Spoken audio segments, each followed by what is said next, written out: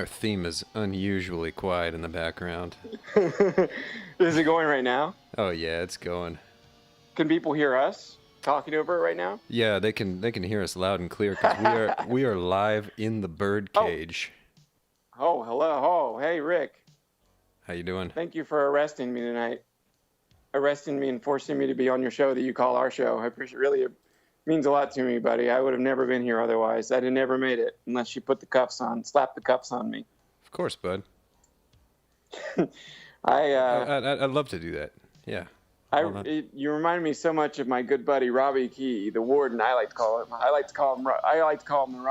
warden, Robbie Key, because he locked me up in his Atlanta home. He reminds me a lot of my friend Matthew Pony Payroll Royal Doyle Bones Proctor, who locked me up in his Baltimore mansion one time. And it just so happens, Rick, hang on to your hat. It just so happens that I have one of the wardens. Well, I guess Key is more the warden, and Pony Bones is more of just he's the jailer. And one of the jailer is here with me right now. Oh, fantastic! And, you got your everyone out there with listening. Yeah, that's right. He's now locking me in my home now that you've arrested me here. Are you put me stripped on house down? arrest. Are you stripped down to nothing again? In that shack? I'm wearing some gym shorts. I got some green gym shorts on. I put ashes all over my body. You know, kind of like a Vedic type of. I'm like smeared with those blue ashes that they do for, they get on the river Ganges. I'm smeared in those blue ashes. I found out the only way you could ever find this out is to do it. I found out the dogs really love the taste of those ashes. So they've been following me around everywhere, licking me all over my body. The dogs have been licking me all over my body. And I've been in handcuffs that you put me in. I haven't been too far from my house because I'm locked in my house by the jailer, Matthew Pony Payroll Doyle Royal Proctor Bones. And what I'm trying to say is things are going really well here. Yeah, that all sounds really good. It's interesting because, I got a good omen myself. There was some grackles in the yard, just raising up a storm, and one robin in the middle. And I was trying to think who's the red robin in this situation, and I think that's going to fall on our guest here, Pony Bones, going to be the red robin today. Yeah, that's right. I think I think robins are jailers. I've read that about them in a nature guide, that they are nature's jailers. They love to grackles love to arrest. They take them over to the county jail, and then robins are the jailers. And then, you got a crow at the top of the hierarchy, which would be Robbie Key in this scenario. And they're the warden. They're the ones running the show. And then, I guess in this scenario, I'm just a worm. I'm pretty much just a worm. Robbie Key waiting. Becomes Robbie Crow. I think that's wordplay. I didn't realize that. I thought it was wordplay. That I think it's so strange that his parents chose the last name Key. I think that I read online in my own writings that they changed their last name to Key because they knew that their son was going to be a warden. Because the way he locked me up and threw away the key in his Atlanta mansion, the way that he did that several times. Yeah, I always thought of him as an intellectual warden, but you're right. There is a physical element of physical containment that he likes to live up to with his last name. This is pretty interesting actually because I was once in a bit of a street fight, a one-on-one street fight, and the person's insult at me, my last name being Weaver. Yeah. Was, why don't you go weave something, Weaver? Yeah. Yeah. That got you fired up. No, no, I think I was already on the, on the ground, pummeled a bit. Oh, yeah. Um, yeah, no round That's a robin or really. crow in sight. That's a problem with me is I've just been too free my entire life, which has exposed me to the elements, which most of the problems in my life are it's an aspect of self sabotage I brought on myself. But yeah, I could probably use a Robbie key or two in my life to tell you the truth. Have you ever been exposed to the element of surprise? Um, yeah, it's one of those things. You ever seen? There's this Mr. Bean episode where he's going out for a dinner for one, and he takes out a little card. He's writing a little note in a card, a little happy birthday card, and then he puts it in the envelope and licks it. While he's waiting for a server to come, ask him what he'd like to drink. And he kind of puts it off to the side a little bit.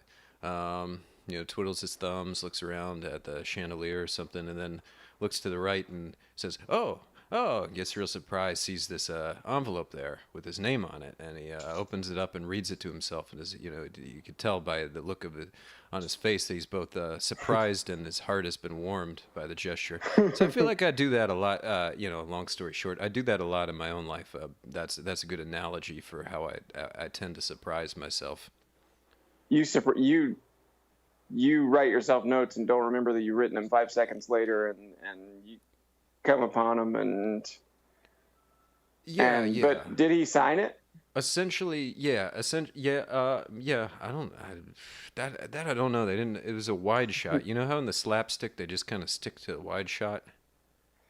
It, I do. I can't manage that. I always want to know important details like did he sign it? What was he drinking? Because I just as soon as you said drink, I just imagined a cup full of a cup full of whipped cream with a little bit of water in there. That's all. That's what I imagine with the drink. That would tickle my funny bone.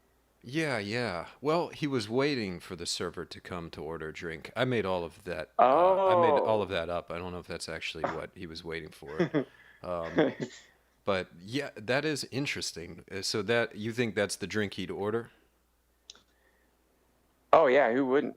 What a what an incredible drink. I mean, I've never had it yet, but just kind of came to my mind when you because I know English people have terrible tastes in drinks, but he seems like he's pretty with it. I think he would have a really he'd flatten the curve Yeah, as they say. that's a good point because if he's eccentric by British standards, and if they tend to drink bad drinks, which might be hearsay, I'm just riffing off Yeah, of what you said. Then he might, by being eccentric, might really just, yeah. I think you're onto something there. We should follow the Bean mountain path. Bean Mountain, climb up to the top of Bean Mountain here. Yeah, Oh man, I'm with you. I read you loud and clear on that one. Yeah, I'd love to scale up the top of that bad boy. second episode, and we're already relapsing into our old habits here to save us. And and ladies and gentlemen, let us all introduce Rory Hinchy. Hello, Rory. How are you today? Which we should note. It's Steak Mountain. The yeah, yeah. I don't hear you do impressions much. Oh yeah, I'm not. I'm too good at it. You're too good. I'm too good at impressions to be able to do them very often because I don't want to. I do like to fool people, but I don't want to fool people in a way that that where like I'm talking on the phone with someone and then they think, oh, Zach got off the line and Rory's on there now. I want to talk to people as me, You don't just me alone. you don't want to rock their world. Yeah, I mean, not in that way. I'd like to rock their world in other ways. Maybe if I get a shot, if they give me one chance, they just give me one shot. That's all I'm asking for, baby. Everyone out there, just give me one chance. It'd be fantastic if you and I were able to impersonate each other so well that we had a Grackle chatter where the entire time I was pretending to be you and you were pretending to be me. You don't I like that think that idea? that's. No. I think that my silence was me gasping with joy. I think that that's like that's ideal. I kind of feel like we're doing that already. Yeah. You know, we're like we're we're it's like when you're on a tour, you almost, you know, like with someone, and you and I have been pretty much since the band's been back together. Uh, we've been on a tour, you know, de force on a force majeure for about well, for a really long time now. So it's like it's especially when it's just a two-person tour, and clearly, you know, you and I can't ever do anything with anybody else. So when it's like Or the for two anybody else. people, or or yeah, most importantly for anyone else, and so yeah, so they these two people become one person basically. It's like all the mannerisms of one person, of the two people, fuse into this kind of one, you know, like one way of speaking, one way that, you know, that human beings interact, the kind of language they use, the kind of like nuances that they use with their words, all those things, like, yeah, just turn into one thing. And I think we kind of do that. It's not the same as impersonating someone exactly, but it's actually like a deeper way to impersonate someone. We're like two parrots in the bird cage. That's right, and I'm ready to squawk. You ready? You ready to grapple with the grackles? Yeah, that's right, baby. I'm ready to break loose of these bonds. I've been digging under the house here all day long, and I'm hoping when, you know, I'm hoping when Pony Bones goes to sleep, I can tunnel out like that guy in Shawshank Redemption, in my favorite movie of all time, The Shawshank Redemption. You ever heard of that one? And then I'll be free. I'll have to climb through my own poop a lot, and that's a fringe benefit. That's Um, understandable. yeah, that's something that's like that's just something I don't really have to do, but I'm going to, just as a little present to myself, and then I'll be a free man, and you know, How how are you? watch out, world. What are you gonna do with all that dirt? Because you don't wear shoes. I feel like that's like the classic shoe. Well, do you wear shoes? Why do I always imagine you barefoot? I rarely wear shoes. I don't wear shoes all that often. So what? Um, Yeah. How do you? Is it a hat? You've been wearing quite a few hats in your days. I yeah, I put on a few hats in my life. That's right. I wear a few hats. You're a man of many hats. And with I'm dirt, yeah. is that where you're putting the dirt? Because you know put the dirt in the shoe, and then they go out in the yard and for a little recess and dump the dirt in the yard. That's how it always goes in the movies. Yeah, well, get ready to be surprised, because I found a nice little I found a nice little workaround, and that is that I can just swallow it. Dirt can be eaten, Mm. rocks can be eaten. Uh, you know, like all the things that are on the ground can go right in the old stomach. Rocks I can mean, our rock your stomachs are world. really, yeah, you better believe it, baby. You know, the soil in the ground is pretty similar to our stomachs. It's kind of like in reverse, you know. So all I do is swallow that down, and you know, I become the soil becomes me. I'm out of the jailhouse. I have my jailers and my wardens shaking their fists, you know, not really knowing where I am, because I look like the ground. And it's time to sing a song. So, are you saying that dirt is a reverse stomach? Yeah, in a lot of ways, it really is. Like compost is like our stomachs really work like a compost pile, kind of a little bit in reverse, but because not in reverse, kind of laterally, I suppose. It's like the the same microbes that are in the soil are also on our stomach. Like uh, it's constantly being made new again. The ground is constantly being recreated all the time, just like our stomach. Would it be a good idea to throw some like grubworms in there? It's not going to hurt things. Okay. I say if anybody wants to play ball, they should step up to the plate. I'll leave it at that. I'm not going to. The plate of grubworms. The plate of grubworms, and they got their hands tied behind their backs, No and hands. it's Yeah. an eating contest, Oh, and they're eating against everybody else in the entire world. And the object of the game is who can eat the most grubworms. And I am going to use this platform to challenge everyone can because you? I've been chomping on them all my life. Yeah, call in. Call in right now if you want to Yeah, let me challenge give us you the to a number. grubworm. Yeah, let me give you the numbers. 555 555 5555 555 55 555 555 555 555 and the pin is JESUS. So you're gonna have to work that out for yourself, but there's some fives in there too. So yeah, ring in, and if you think you can, play ball with Kouns and Weaver, I'd say why not give it a shot? What do you have to lose? What you have to gain is a nice meal. What you have to lose is, your poor dietary choices. You're Yeah. gonna win regardless. Well, I'm only getting a dial tone when I just tried that number, but I got one for you. You ready? Five Yeah. five All right. five FU. Oh wow. Oh, you know what? You know what? I just realized. Yeah. I got last week. I gotta tell you this, Zach, and then we'll get back to the grubber. I'm sorry to go on a retro path here towards Hinchy Mountain. But when he swore last week, and it really shocked me to my core. That was an instance where I was surprised and startled.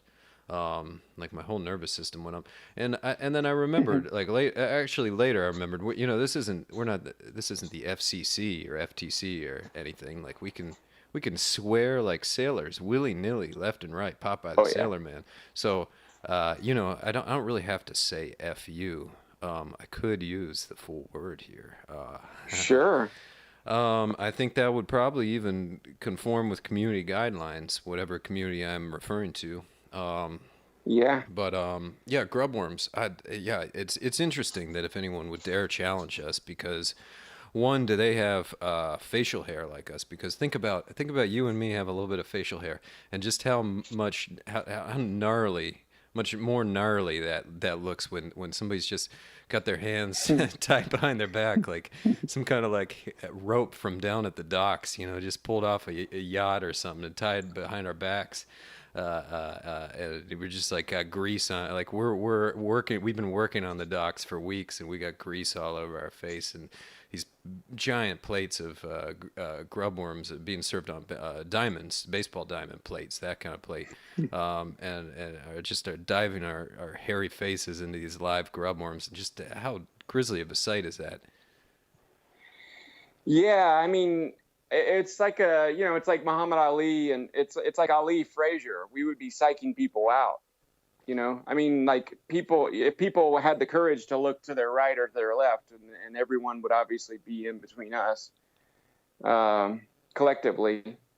If somebody had the courage to look at their right or left, they'd be immediately intimidated, because they would see us going, diving into this plate of grubworms with wild abandon, and the guts from the worms all over our face. I think part of the contest would be that you would have to, it would be really important that they would actually be in the dirt. So you'd have to find them in the dirt, and you're going to get some dirt in there too, maybe mud actually. I'm going to amend that and say that this should be just like a big old, it should be like a trough, a baseball diamond shaped trough, like a hog. And everyone's just getting in there. They're trying to get as many grubworms as they can in their guts. They're going to get some mud in there. They're going to get some hog shit in there. I think that now that I'm on this, now that I'm running with the hogs here, I want to make sure that I pull some excrement. Nice. And you use the S word. Oh yeah, oh yeah, you're right about that. I sure did. You can do that, Popeye. You can do that willy nilly. Left and right. Yeah, that's right. It's what's funny. I actually ate a can of spinach right before I said that. Right, So I guess I did. I grew my profanity muscle, and now it's bulging, Well, and I'm ready to pop off any word that's oh, you nice. tell Profanity me to. bicep. I like that. Yeah. You, I just think it's amazing that anyone would even dare challenge us, knowing that you and I are just competing as one person. Just as we, run this radio show together and run the band together and go to job interviews together like that, dressed in the same Hmm. suit. Well, actually, Take a the bath suit is, together. yeah, to take the bath together, eat grub worms together to train all the time. You and I are out in the field. Ride I horses together. I've been, you've been using that tunnel to dig out to freedom, but I'm a free man, so I actually go into your prison for kicks. And in the middle, I love it when we meet halfway in the tunnel, just get down, or but you have to be on all fours in that space, and then we just catch the grub worms that kind of sneak through the dirt, get low enough that they sneak through down to that little tunnel break, Yeah. it's called tunnel break because it's basically, like a lunch break at a job, you get to relax a little bit. We take a tunnel The break. whistle blows. And I love that movie you do. You get on your back and just let the grubs just fall into your mouth. And yeah, I'd like to see somebody challenge us, but actually there is yeah, nobody is challenging us. That's perhaps because Oh, we maybe I gave should call the number, bogus or maybe I should give bogus the number numbers. again. Or No, no, oh, that okay, was the okay, real okay, number. Let me okay, give it again. okay. It's 555 555 5555 555 555 555 555 and then the pin is fuck you, baby. Try me on for size for the first time in your life. Nice, nice. And that's Happy hamburger day when you say a yeah, naughty word like that. that's right. Yeah, it's like my segment on our mutual friend Rory's very successful radio show called "I'm Allowed." I'm allowed to do that in the situation, and I would add one further image to everyone's mind, to encourage them to call in, maybe to discourage them from calling in. They have the right number now, so the lines are open, and we've got the switchboard. The switchboard operator is at attention. But here's one more image for people to think about. So we're meeting each other in the middle of this tunnel. We're both pretty much foraging on our hands and knees like hogs, and there's always just without fail, there's always that one grub worm in the middle that's larger than the rest, and we have a Lady and the Tramp type moment where we both put our lips around the same 4-foot grub worm.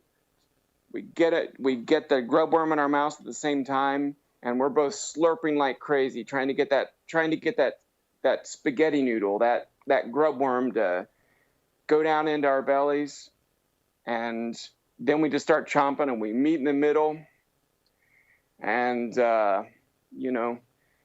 just have a nice. We have a nice.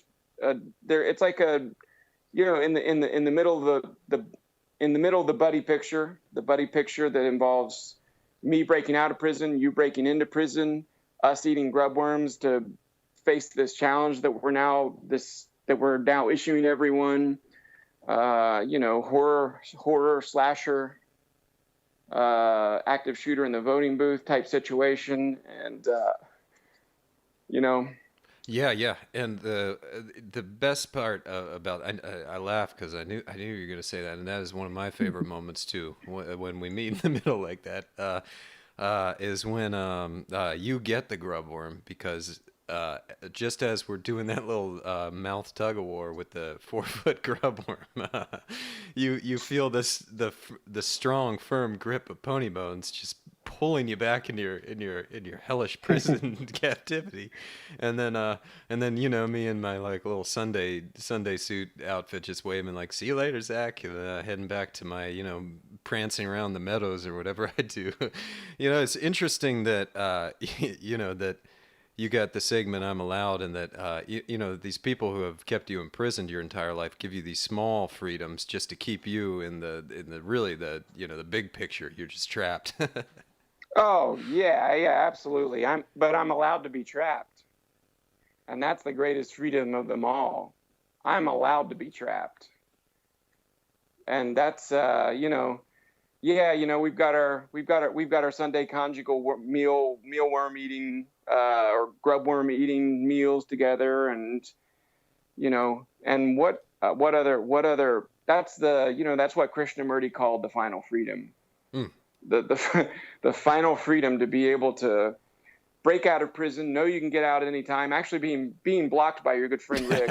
That's true. That's true. Otherwise, I Yeah. would be able. I'd be out by now. I got a little, like in Parliament, they have the division bell, so you're at the pub and you're waiting for the bell to go off. I got one of those wired, like, oh, Zach's in the tunnel, better go have a little rendezvous. Yeah, and part of that bell is also in the prison, so that that they can be alerted that I'm actually getting out, so that they can retrieve me, so that I can't, like you're constantly alerting the authorities that I'm about to escape. And yeah, it's very much like that. It's a win-win And situation. it's a win-win situation. I'm allowed to be captive. And, I'm and allowing it. and there was that one time where we actually swapped places for a while. That was a funny little week we had there. Yeah, and you know what? No one has ever been the wiser. That's the thing that really gets me going, is that no one ever said, no one during that time period, no one ever said to me, has ever said to me since, why did Rick take your place for a little while? They said, Zach, you've always been the exact same as you are right this second. You've never been any different than the way you are right this moment. People are constantly saying that to me. People are just looking me directly in the eyes. They're taking me by my shoulders. They're putting me in handcuffs. They're putting me in ankle chains. They're putting me in a dark room. They're getting directly in front of my face, putting one of those hot, sweaty lamps over my head. And they lean in really close, like detectives in movies when they're grilling someone, except all they do is just get so very close, kissing distance, I like to call it.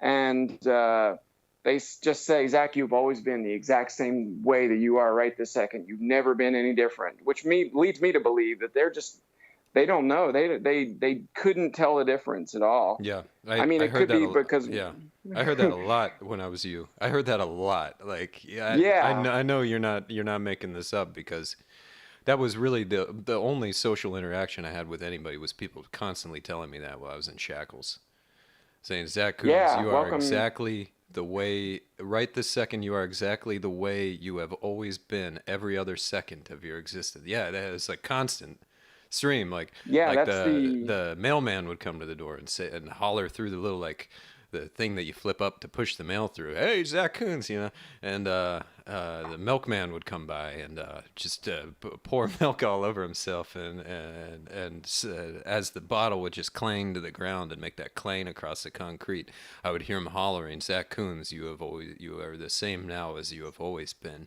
And then the chimney sweeper would come and pop down the chimney, dressed in a. Actually, I'm getting them mixed up, because Santa came by and a chimney sweeper came up. But yeah, basically the point, long story short, is everyone said that to me, and nothing else was ever said to me.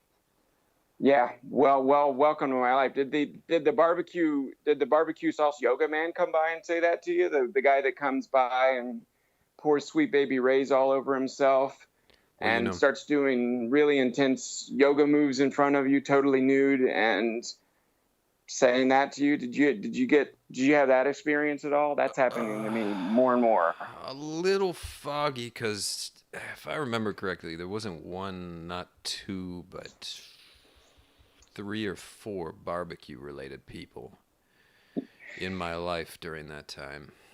Yeah, what can I say? I'm a sucker for BBQ. Like I've got a barbecue sauce yoga man. I've got a barbecue sauce shaped refrigerator that's slathered in barbecue sauce and has nothing but barbecue sauce in it, but the barbecue sauce is all spilled.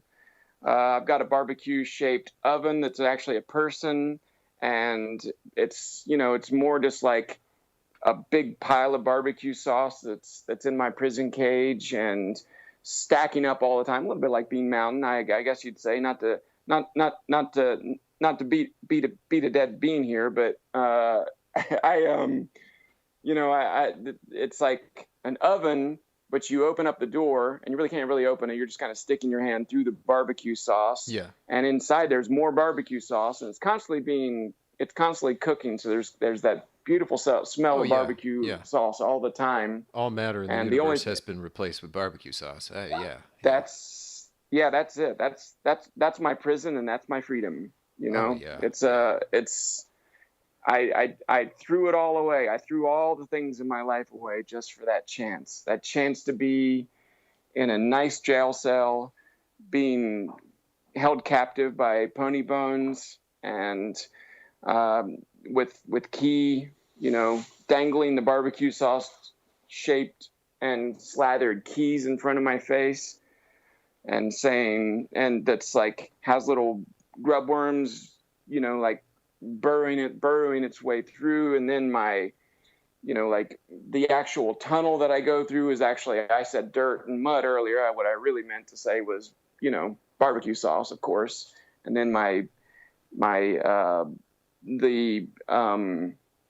the actual cell that I'm in is just all barbecue sauce. And I've always just got my nose in my mouth just above this ocean, this torrent of barbecue sauce. And some people, people come in, they swim in this roiling sea of barbecue sauce. They have that lamp from detective movies. They shine on my face. That's basted with barbecue sauce, and they say, Zack Kouns, you've always been the way you are right this second, and you've never been any different at all. And that's the way I know I'm home, baby. Yeah, and the light. That's how I know I'm home. I'm in the light. I'm the illuminated boy. And that's when I know I'm the illuminated boy. Yeah, that's right. That's what I'm doing. I'm doing aluminum boy. Do you say the aluminum? The illuminated aluminum boy. Wait, I talked over you again. Well, the illuminated aluminum boy. Like the boy that's coated in aluminum so that I cook well in the oven, and I don't make a mess all over the pans.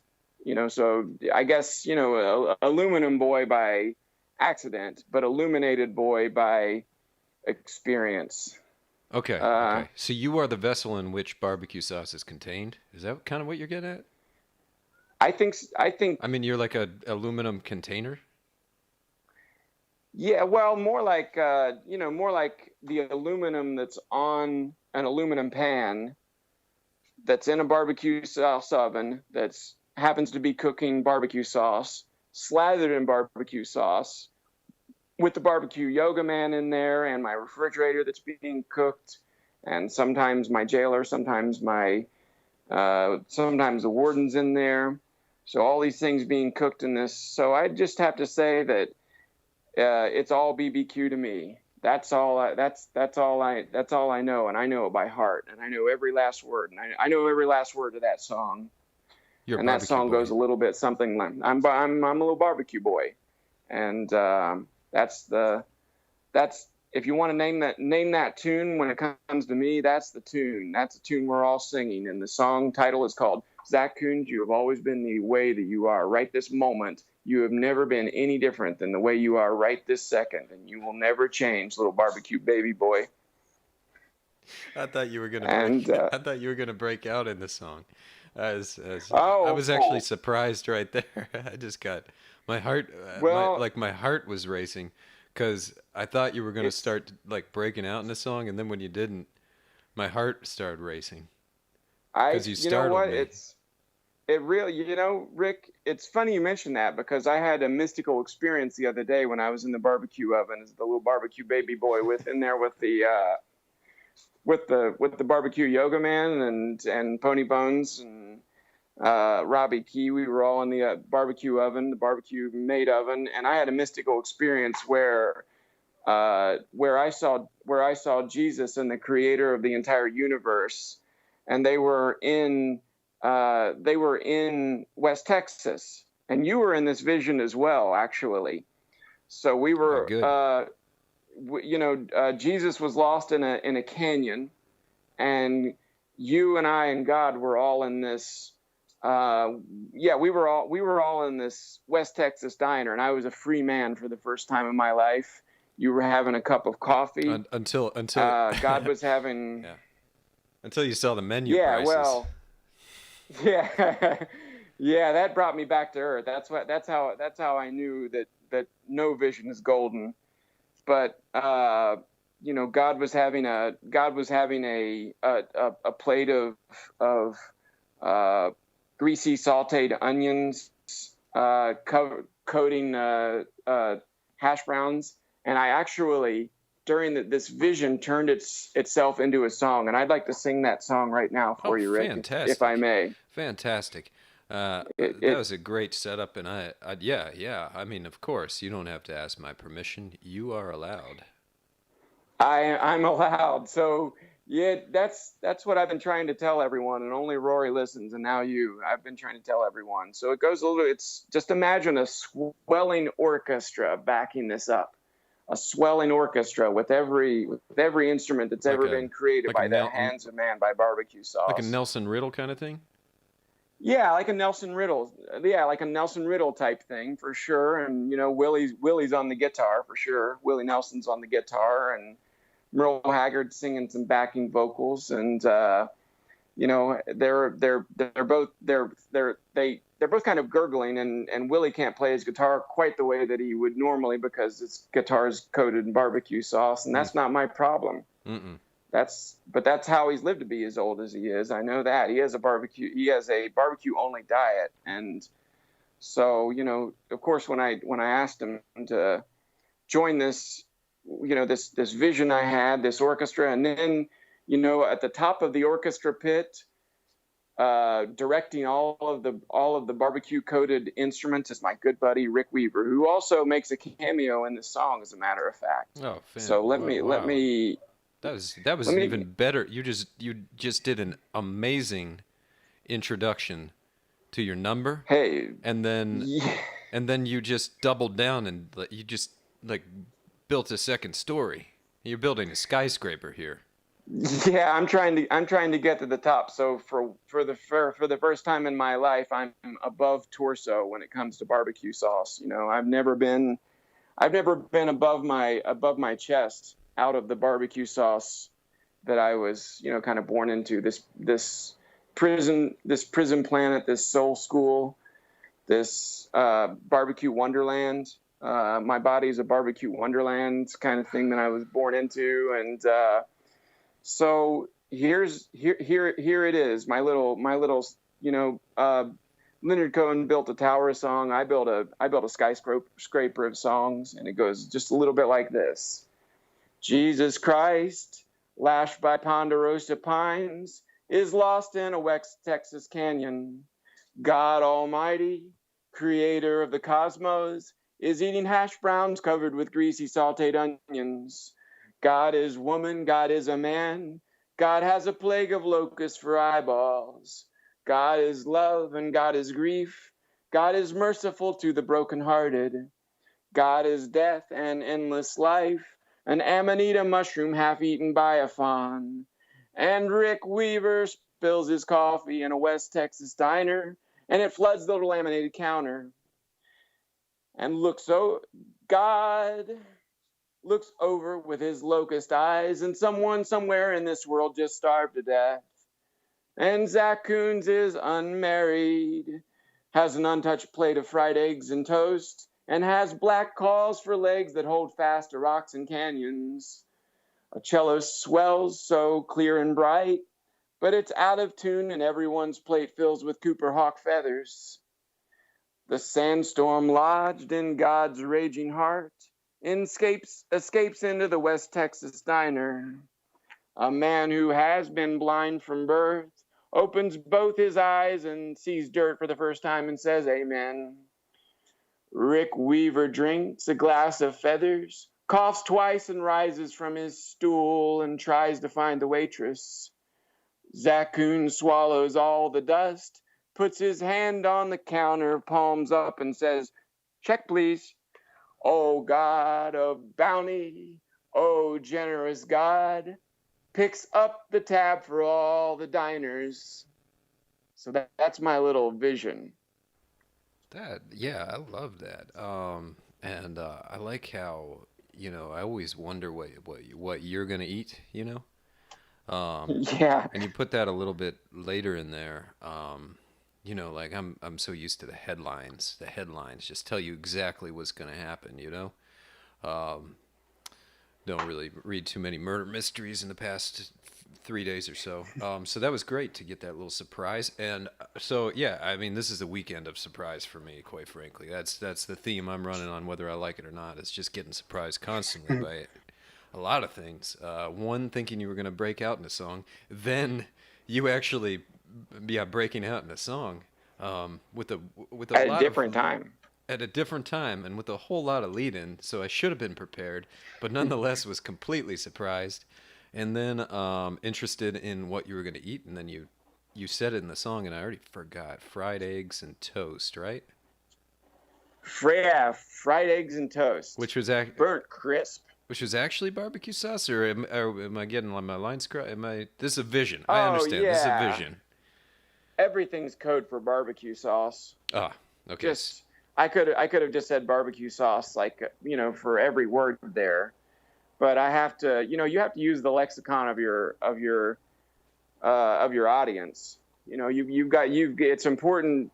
Language is symbol, and it's important to use those symbols so that people can understand you. So it's like everything's boiled down to, if somebody sees a heart, everybody knows what that means. It means barbecue sauce. If somebody sees a square with a little chimney on top, everyone knows what that means. It means barbecue sauce. If somebody sees a plus sign, everyone knows what that means. It means time for more barbecue sauce. Yeah. If somebody sees a minus sign, they know what that means. It means time to go to the store and get some barbecue sauce. So, like all those things, like, language lexicon is symbol for something.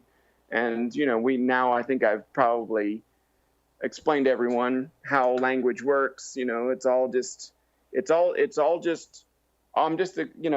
another way of saying amen. And an amen is another way of saying barbecue sauce. And I say to that, life is just a lot like the Bruce Springsteen video, "I'm on Fire," where he's fixing that car for that woman and, arriving at her home unexpected. And then he gets attacked by a hawk, and he died that night. Bruce Springsteen died during the filming of that video. And during his funeral, Clarence Clemens bent down over his head, said these words that no one has ever strung together in this particular way. He just bent over, leaned down, gave him a kiss on the lips, and said barbecue sauce about 164 times straight, which even I've never been able to accomplish. And all of a sudden, Bruce Springsteen rises from his coffin of barbecue sauce, and he writes the best song of them all, "The Ghost of Tom Joad," that moment. Yeah, And everybody I love wins. that music video. That is a really cool part with the hawk. And yeah, that is really kind and generous of you to come down to our level to, put things into whatever you're talking about, lexicon stuff, to help us understand and get to that level of barbecue sauce. And I have been working at that too a little bit. By just basically just flipping through. No, just flipping through books. I'm sorry. I'm a little phased out tonight. Before the show, I did an empty my mind exercise, which I'm always kind of one step away from anyway, and wasn't really roused into any kind of. Well, there's a lot to throw out here. There's a lot to chew on, but essentially the reason I'm so free is because I'm dead. You know this to be true, but that might be a big reveal for the listeners. I am dead, Rick, and so I emptied my mind, and I'm just feeling a little phased out tonight. Is it phased or phased? Oh wait, that doesn't make sense because I'm hearing different spellings in my head, but you can't hear that through my voice. So is it PHASED or FAZED? I think in that situation it's pH. You're not like phased is something. It's you're in a PHASE. You're like there are different phases, different like modes of like conscious experience. So you're in a different phase. You're like shifting from one phase to the other. Well, at Where any phase rate, is like something that would happen to make you wince. that might not Or be something correct like. because the gray matter is dead wood. This is not driftwood. It's not drifting from one phase to another. It's just definitely dead, just There's slowly getting more and nothing more there. brittle. Yeah. Uh, so I kind of feel like I need a kick, a jolt to my senses. It's like the Weekend at Bernie's kind of thing, just shock me and make me move around and perform the various jobs and everything. Keep it stimulable. Good kick in the crotch to all five of my senses. Or at least I like to activate one or two of them. So I'm looking at these different colored markers here in front of me, and there's actually it's behind me. I was looking with my behind eye. We got brown, we got yellow, we got green, we got red, a red robin.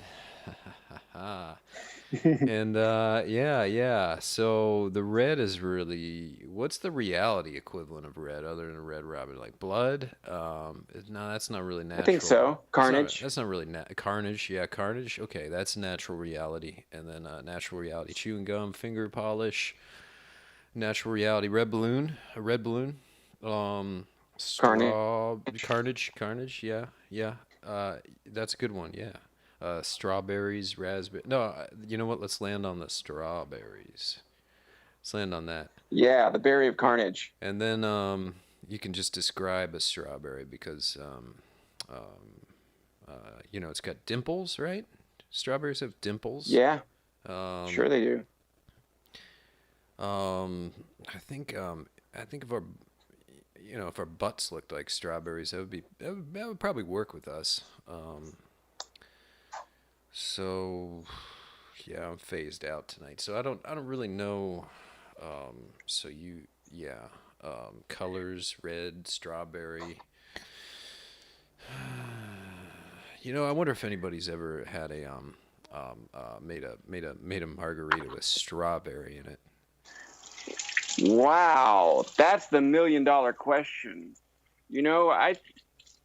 I've thought about margaritas a lot. I've thought about I've thought about flavors of margaritas. I'm not a drinker. I don't touch the stuff personally, but I like to think about margaritas, like margarita flavors in particular, because I think there really are a lot of them. I like to think of them as just a kind of a mystery margarita type situation. Like what if somebody were to make a mystery margarita? What would it look like? Who would make it? What would be in it? All of those, those are all at the forefront of my mind. What do you think? Yeah. Rick, I mean, let me get this right. Rick. Not Dead Rick. Yeah. Just Rick. Okay. Hey, yeah. It's life is an oscillation, as is death, and they're both oscillating in basic parallel patterns, but one is going up and one is going down. So at simultaneous moments, you're both alive and dead. Yeah, I understand it. So yeah, whatever works for you. But mystery flavor. Well, your royal bladeness, I have thought a lot about the mystery margaritas because I'm not very good at identifying taste, so it's all kind of a mystery to me. Like if you don't spell it out for me on the menu, I'm one of those point and pick kind of guys at the restaurants. And if I go into a place with a menu and it doesn't have any pictures of the menu items, I say check please. And so I've been thinking a lot about mystery margarita a lot because what is in a margarita? What is in a margarita? Ooh, That's the real. I wish uh, we had Hinchy here because that's almost like one of those what makes he'd Toronto know. tick kind of things. Yeah, yeah, he answered that with no problem. He knows he knows the answers to all the big boys, all the big ones. Yeah, what is a? I think. I mean, to my mind, grub worms are in there, but that doesn't sound right. But that's just the only thing that I eat. I would think barbecue sauce is in there, but again, that's where my mind takes it. I don't know. Should we have people call in? Do you have an idea? Well, I mean, I'd like to throw a strawberry in there if there's not already. I think, yeah, carnage berry. I mean, strawberry. Sure. I don't see why you wouldn't plop that bad boy in there. I mean, I know you've been slaughtered and aren't alive anymore. So we should put in the berry of death in there, the carnage berry, the slaughter berry. I think, what's it going to hurt? What's a boysenberry? Is that red? No, it's purple.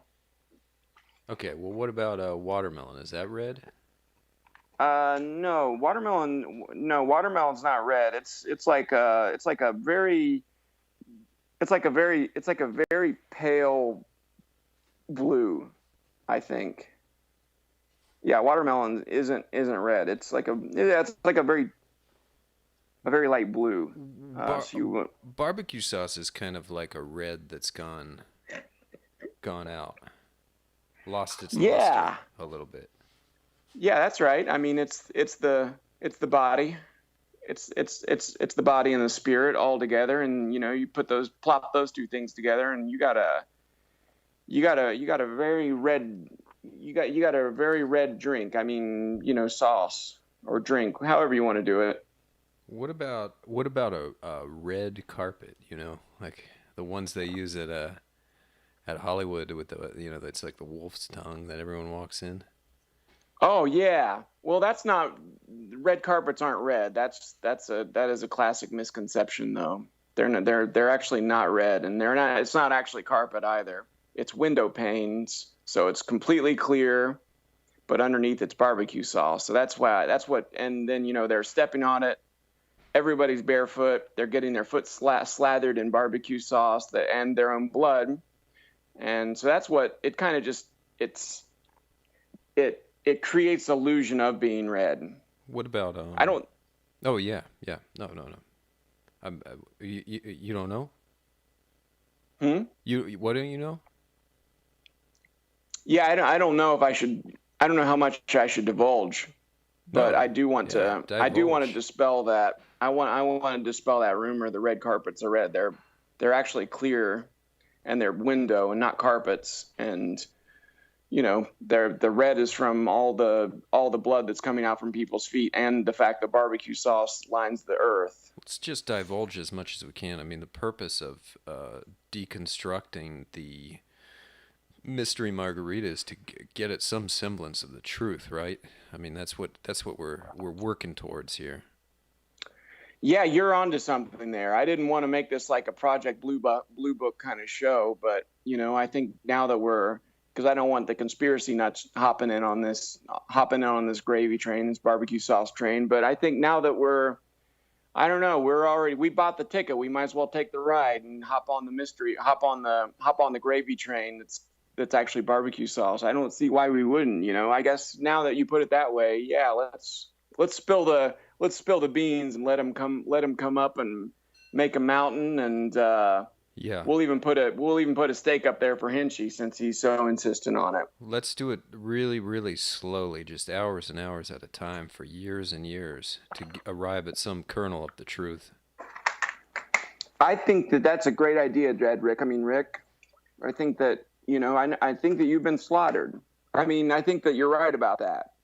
I mean, I think that you're dead. I mean, I think that I think you're really onto something there. I mean, I think that you're no longer with us. I think you're like a cyborg policeman. I mean, what I'm trying to say is that we're really cooking on this show here, and we're cooking up some barbecue sauce, and the whole world smells like it, I'm and I'm cool everything's with coming that. up roses.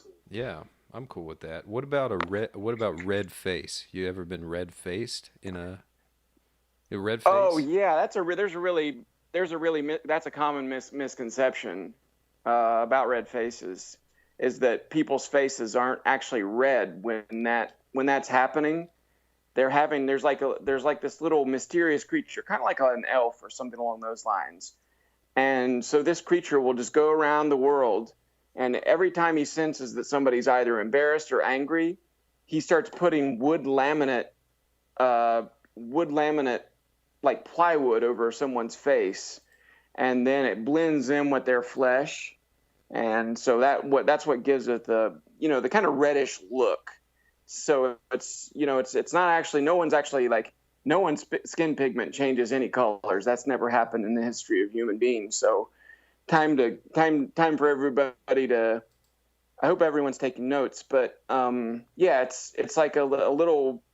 I'm gonna call this creature an elf because just what I really mean is barbecue sauce, but just to give people an approximation of what I really mean.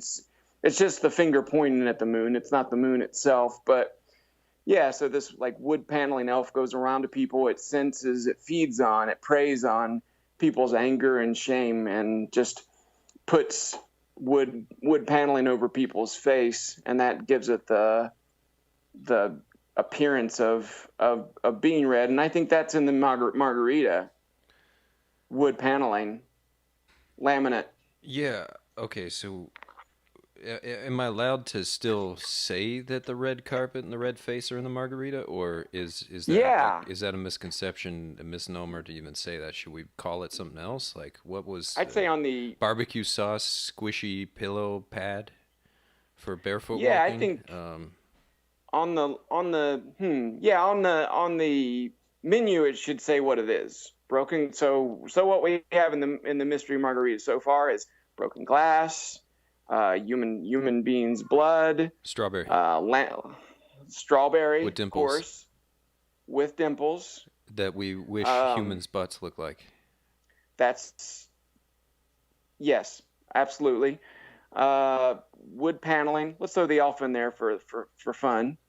Um, and I mean that's the those are the ingredients so far Okay. of the mystery margarita, so far as I'm able to discern. What about a red flag? Like raising the red flag. That's a Oh yeah, red well flag.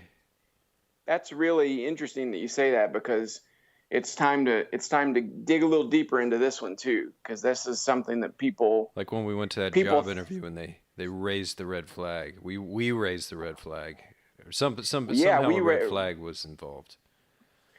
yeah, well, what people don't know, and well really what they need to know about red flags, is that it's actually like it's this collection of molecules that assemble together, that's seemingly cloth, seemingly red, but it's like all of these um, molecules come together, assemble at this perfect place, maybe at the top of a flagpole, dependent. I mean, people could have it on like a stick and bindle type situation, but it's not actually it's not a flag per se.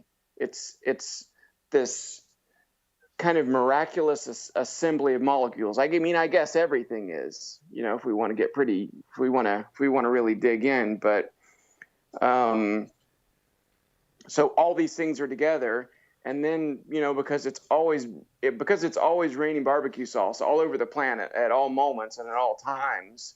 That's where the red comes in. You have like this assembly of molecules that creates a solid state, and then, but again, like the red carpet, totally clear, but then uh, because we're constantly always being rained on by barbecue sauce, it then becomes uh, covered by that. This clear solid state becomes what appears to be a red flag. Boy, I'm really glad we're digging into all this, Rick, tonight. I didn't think we were gonna touch on the big ones. Yeah, I didn't anticipate this show being so truth tellers kind of thing. Yeah. Because it just seems kind of like in vogue right now, and we're always been a little bit against the grain, bad boys of rock and roll. But yeah, why not? Like, why not? Why not face it head on? And you're really gonna like this one. We are gonna like this one. Are you ready? Oh, you betcha. I'm on the edge of my seat here. Uh, uh, so gonna throw this one into the birdcage with us. Red herring. Oh, that's a great and I'm not gonna go off the books on this one. A red herring is exactly what you just said.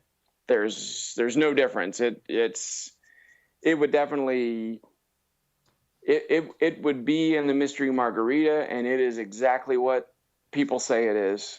A fish that's just completely red that is served raw to diners. And we just eat it with that little bib tucked in and our white tie affair and just leave nothing but the bones. Yeah, that's it exactly. Except it would be in a margarita, whole, Mm. with the bones. You drink Yeah, the bones. moonshot mystery margarita. You know what? All of that, I just want to get a big ladle and lap it up. Just a big plastic ladle and just crack that margarita in half and slap the sides of the frozen margarita maker until it just splits open. A cascade of our moonshot mystery margarita mix just washes over all of us. Ah, yeah. Yeah, yeah, You yeah. know, Rick, I don't say this very often because I have no human needs, but I got to tell you what, that makes me. I'm I'm starting to work up a prodigious thirst. Mm. I'll just put it that way. I don't. Like I said, I have no human needs at all. I'm not. I'm in this world, but not of it. But you know what? I think I'm going to say for the first time in my life, I've had a long day, and I need a drink at the end of it. And what Just we've just described just feels like it would really wet my whistle. Yeah, just imagine walking in a room and looking across, like you're saying hello and how are you and all that, and then across the room you see that the glint of the margarita glass in the corner, and you say, oh, that's a mystery margarita, and then you just start, like, you can't even get away from everyone, like past everybody fast enough. You're just like kind of shoving, barely saying excuse me, and just in a real hurry and knocking plates over, and you get to that margarita, and then you get it, and you quench your thirst, and then you get another one, and you quench your thirst some more, and then you look over, and the bartender's like trying to cut you off, but you see the punch bowl, and you just grab the punch bowl and crack it in half and slap the side of the punch bowl until it splits, and a cascade of margarita mix just washes all over you. Wow. You know, Rick, that's one of those situations. We've been talking about mystery a lot on this television program that we're filming right now, and that's like one of those moments that's mysterious, and that's the thing about mystery. It's something that happens that you could never believe that life could be that good. Something mysterious happens that you could never have gone in a closet and prayed for. It's just something that happened that was beyond your wildest dreams. And I think all those ingredients slapped into one very, very thirst quenching drink.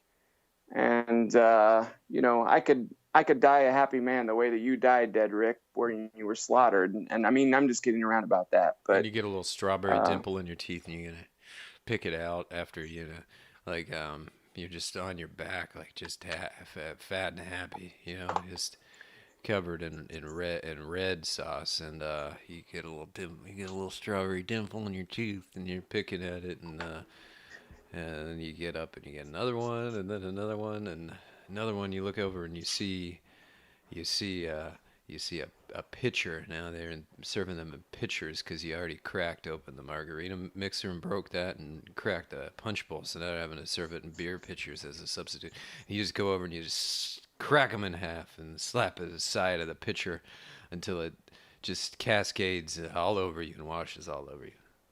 And you're a tiny person at this point. You're tiny. You're 2 inches. You're two Keeps inches, shrinking with and every drink. You shrink. you're You drink, you smaller than shrink. any grub worm that you would ever find in your tunnel in Margaritaville, and you just crack open that pitcher. It's a plastic pitcher, and it's already kind of cracked and weather worn from too many washes through the that hard bleach and starched washing machine, and put out on the line to dry out in the hot South Texas sun, and yeah, you just crack it open. You just crack it open. You just crack it open, Crack open a and it cold one. cascades. That's all you got to do. You crack it, it cascades. It's an enjoyable experience to be, and you're in the dark. It's dark in the tunnel, and you don't know what you're tasting. You can't even identify it because through truth telling, you've arrived at this conclusion that the words that describe these things are meaningless. But you definitely know there's a red herring in there for sure. You know there's a red herring because one, you're a bird, and birds are a lot like cats, and then it's really funny to imagine them eating fish. And how they just pick everything but just the bones, which is actually, I guess, the margarita glass, because the margarita glass is completely just encased in red herring, which is really shocked me to find that out. When I, Yeah, I would have never thought that they could arrange the bones in that way that it could hold fluid, and in fact they didn't. yeah, yeah, and then there's no pitchers left, so all you got left are these little, the margarita glasses. Basically, that's all that's left. That's all you haven't cracked in half. So you start to gather them in your arms, um, and to anybody near you, because this is a communal experience. This is an orgiastic mystery margarita melee, and you say, everybody grab as many as you can into your arms. Come with me, follow me. I got a plan.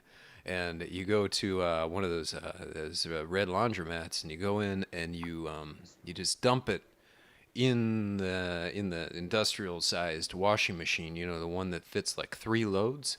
Everybody's dumping the glass and the margarita mix and the herring bones and everything. And then you just together just crawl inside, and you're just in the spin cycle with the mystery margarita. That's fly me to the moon. Yeah, you know what? That really reminds me, Dead Rick, of when you talk about Rick, when you talk about like all of these, when you talk about being slaughtered, when you're talking about the mystery margarita, the way you were when you just died. When you were alive and you became a cyborg policeman called Rick Cop. You were like describing the most, like a really like a communal orgiastic, really kind of an ambrosia type of drink. And you passed from this world the way that you did. You were alive and a police officer and a cyborg and busting heads on the West Texas streets. You're alive and drinking this wonderful drink. And that reminds me that it's time to introduce the biggest red herring of them all, and that's our musical guest, Pony Bones. He's tuning up his fiddle right now, and he's getting ready to play a little number for all of us. It's called the Blue Herring Reds. And so here it comes, everyone. Fantastic. Please welcome our musical guest, Pony Payroll Bones.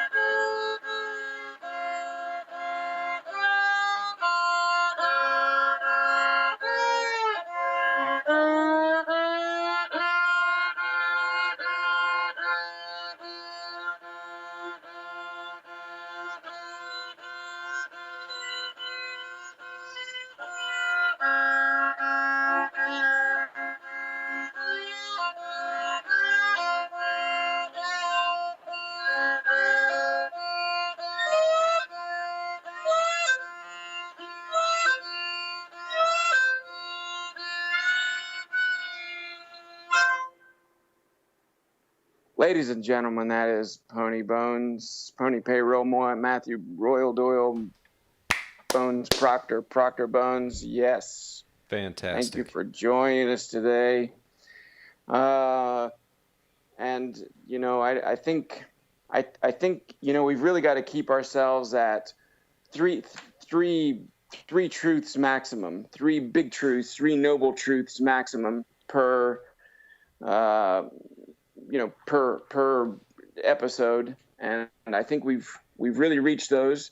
Rick, would you like to play us out with with With a lie? a track about the 1990? See, I was thinking about a track from the 1990 Cincinnati Reds masterpiece that we're in the middle of putting together, which is a lie. Yes, that's fair. Should we end on that? Sure, yeah. Let me pull it up here. Got to get my baseball card collection out here. We got Joe Oliver. That's a fresh mix, or as I spelled it here, Olivier for some reason. Who's just a frightfully filthy mess of a person. Yeah. The real life person. It's funny you mentioned that, because I was thinking about. All right, I was thinking about him eating the raw meat off the sidewalk in front of the stadium. 20 years after he retired from baseball. He's in downtown Cincinnati, and you got Chloris, the goddess of flowers, and she's there. The West Texas Wind, who's her husband. You got all these characters. I was not thinking about them. I was seeing them, and it was actually. But I was thinking about that particular song. So we've almost gone over we have gone over our limit on truths. But that's another one though. The really the winning combo, the grand slam. I guess that would be the grand slam. We loaded the bases with noble truths, and I think Joe Oliver is gonna knock it out of the park for us. Certainly. And to all you Grackle Jacks and Grackle Janes, thanks for tuning in as always. Yes, thank you, Pony Bones, for tuning in in the background. It's essentially the audience, and the guest as well, and the musical guest, and occasional accompanied with occasional laughter in the background there, which is very lovely. Lovely Yeah, laugh, it was rare, lovely fiddle. And lovely in general to have his presence on the show here today. And as always, a pleasure. I'm getting way too formal here. I was going to start thanking you, Zach, but I need it. I need to be thanked more than I am. I got some gratitude for you as well. As always, it's lovely to meet in the middle of a tunnel and just dig into the grubs with you. Just every second of our life, because that is we do it literally so often. It's Yeah. nice to do it. It's nice to do it metaphorically for once. Yeah. I mean, we get the chance to do it, in the flesh so often. So it's very nice to be in the flesh and on the air, and to share a cup of barbecue sauce with a side of mystery margarita. And I got to tell you, I'm drunk on the spirit here, Rick. I think I'm not a drinker, but I'm drunk on the spirit, and that spirit is, kind of like what we mentioned. It's broken glass. It's human blood. It's strawberries. Molecules assembling. It's strawberries. Mostly. One strawberry. Mostly one strawberry, and with a dimple that perfectly exemplifies a human butt, and watermelon. a watermelon. One the that's way that you red. think about a water. Yeah. Okay. I'll just have to let that one slide. One watermelon. Watermelon. Wanting one watermelon. Yeah, wanting is one the way that watermelon. I would I would I would sum myself up. I'm wanting one watermelon, What and if I'm what getting if ready to have a taste. what if John Jacob Jingleheimer Schmidt changed his name to uh uh uh Mr. Watermelon or or Mr. Strawberry? Wow, then I think his name would be a lot harder to pronounce in that song. I can't imagine myself saying Mr. Strawberry, Mr. Watermelon. I mean, I think he would have both names. I can't imagine saying, like repeating that limerick with that in mind. That would be pretty. I think that would be a lot more of a tongue twister to me. It's like it's not a tongue twister. It's a, it's a brain twister.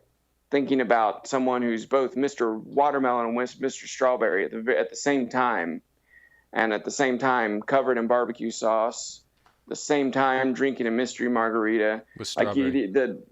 with strawberry, with the watermelon in there, and if you add all those to the limerick, imagine how hard that would be to say. Maybe I'll tell you what. Here, everyone, get ready for this. Next week we will have that limerick sung aloud.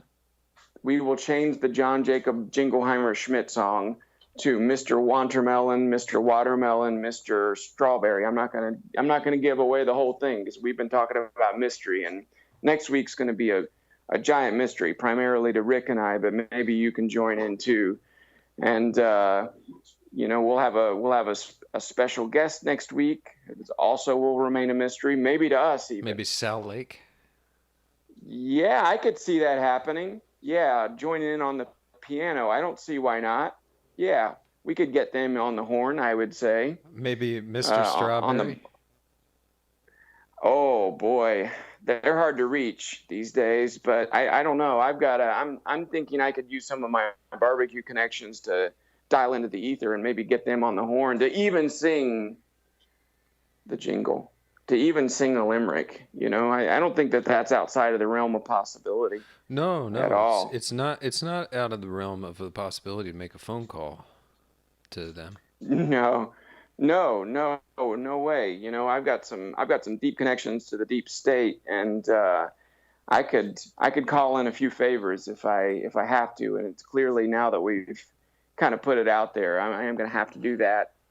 And you know what? I think I don't know that we can say anymore. I think if we say any more, we will spoil that air of mystery that we're putting out there that smells like watermelons and barbecue sauce and broken glass and human blood and strawberry molecules and one strawberry that looks like a human butt, like the way that you want it to be. Yeah, lots of one strawberry and lots of only one strawberry and dead Rick and, Zach. and Carnage and Hey Zach. Yeah.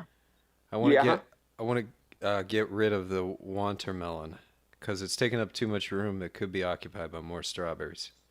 Oh yeah, that's a really good idea. Let's get rid of that so we can have the one strawberry that's going to be in there. I like that idea a lot because there's going to be a lot of the one strawberry and one only strawberry in there, and there's going to be a lot of it. So yeah, let's take that out of. Let's take Mr. Watermelon out of the mix. What I got an idea too. What if if the moon didn't look like a watermelon, instead it looked like a strawberry? Well, Rick, you got to dream big in this world, and I don't see why you can't.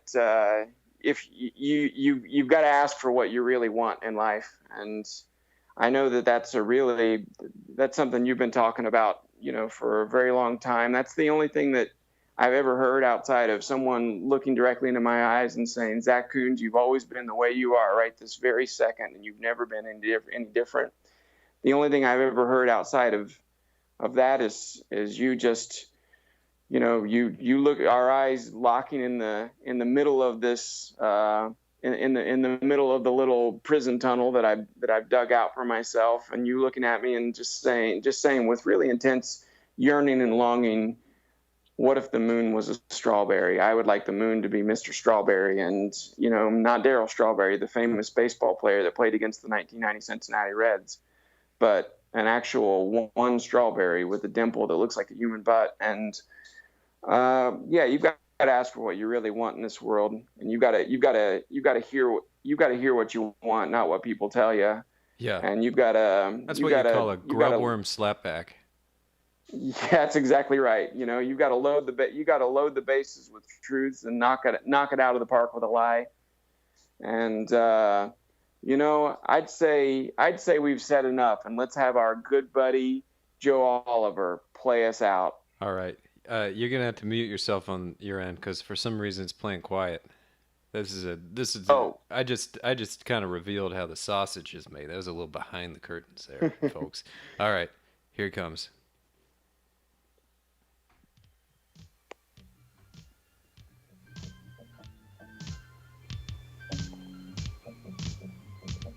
Nah, hey Zach, you still there?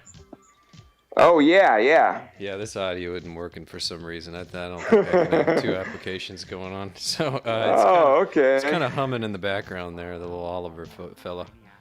I Oh, can kind of hear all your right. voice in there, but yeah, it's not working out. Yeah.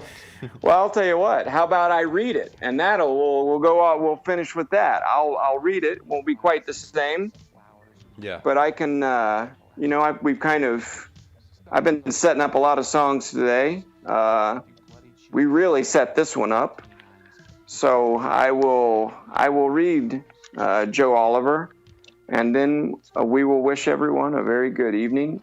Thank you for hopping on the barbecue sauce train with us. Thank you for coming into our bird cage and inviting us into yours.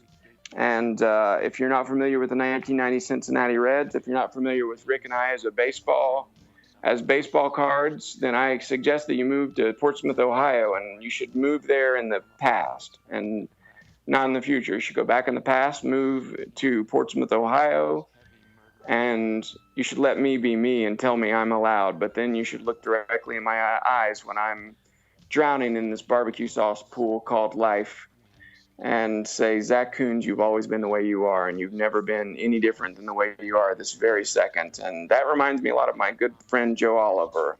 That's a grubworm And slapback. Yep. Oh, now we got Lazy send, Magnet playing in the background. Okay, I paused the music. okay, Great here, setup too. Again, great, fantastic.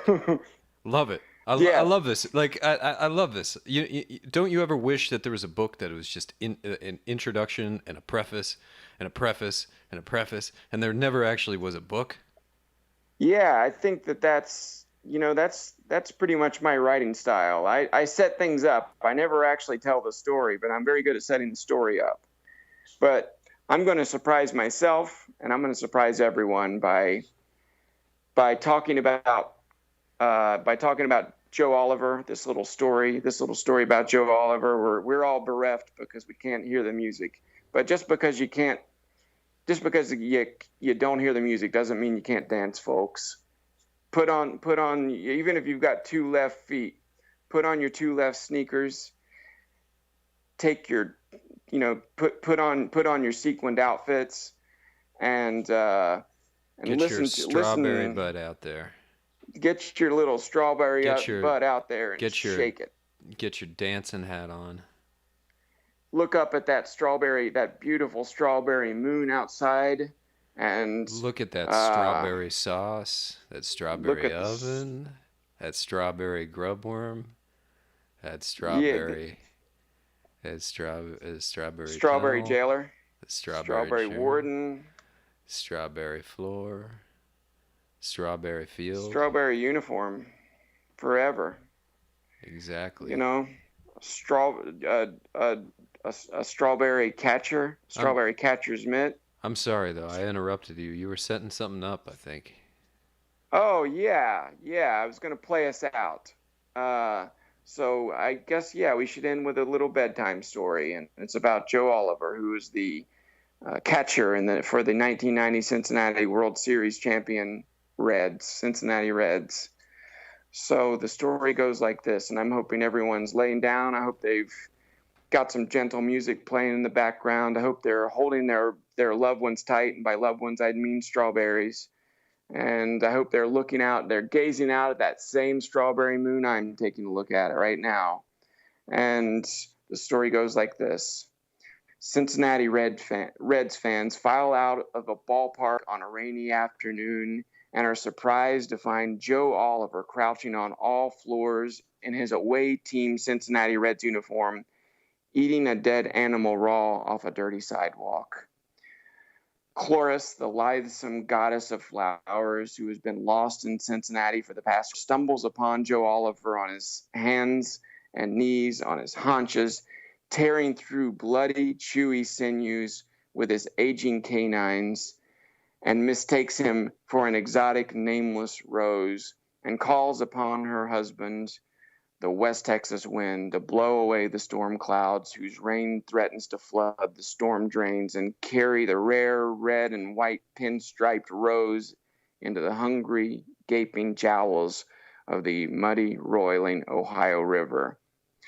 The rain stop looks up from his freshly slain quarry, laps up some rainwater from a puddle that's formed in the cracked pavement, wrings out his sopping wet uniform with his heavy murdering hands, rises to his feet from the bloody sidewalk to find Chloris, astonished Reds fans, and the West Texas wind staring at him, stumbles forward a few steps, tries to stammer a word or two out, but instead vomits onto his spiked metal cleats.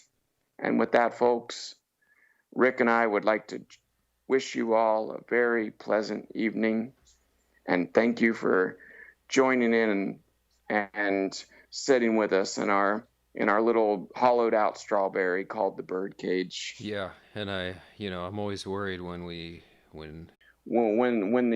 animals play the tune, I've got to dance. I've got my strawberry shoes on, and it's time to get dancing. Yeah.